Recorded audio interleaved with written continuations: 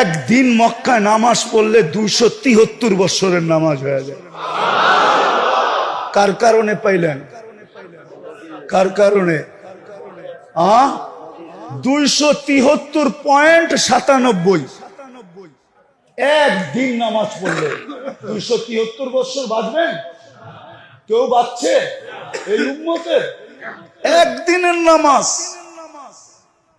5 ওয়াক্ত পড়লে খালি 273 বছর পয়েন্ট 273.97। যার কারণে পাইলেন উম্মতে মুহাম্মাদি। আমার তো চিৎকার দিয়া কাঁদতে মন চায় যে ওই উম্মত নবীকে কি দিল। বেশি তো বললো না, দাড়ি রাখতে বললো, কয়জন রাখলো? চুল আল্লাহর আদর্শ মতো কাটতে বললো, কয়জন কাটে? মা বোনদেরকে তো পর্দা করতে বললো, কয়জন করলো?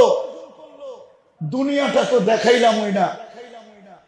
যে রসুল অল্প কিছু করতে বললেন আর অঙ্গীকার করলেন সুখই সুখ দিমু তোমাদেরকে, হায়াতান তাইয়্যিবা।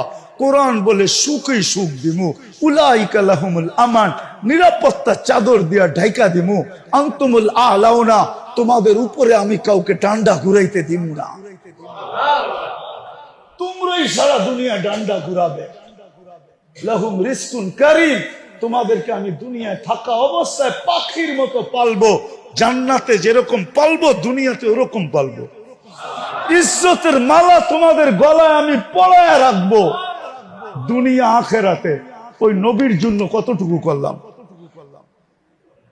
আপনাদের বিবেকের কাছে প্রশ্ন করে। বিবেকের চেয়ে বড় আদালত তো নাই। আর কটা দেখাবো আমি? আর কতগুলো দেখাবো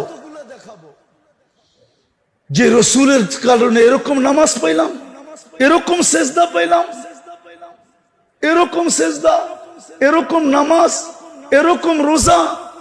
কোন উম্মতের যাকাত তো, কোন উম্মতের যাকাত তো কেউ ছুঁয়েও দেখতে পারতো না। 10% যাকাত ছিল। কত? আপনার কত? কত? কার কারণে পাইলেন? ওই নবীর জন্য কি করলাম? 2.5% কতটুক হিসাব করে দিলাম? কতটুক করলাম? ছিল তো 10%। খাওয়ার অনুমতি ছিল না, রাইখা দাও। কবুল হইলে আগুন উপর থেকে আসবে, জ্বালায়া ফেলবে, আর তুমি খুশিতে ফুলের মালা গলায় দিবা যে তোমারটা আল্লাহ কবুল করছে।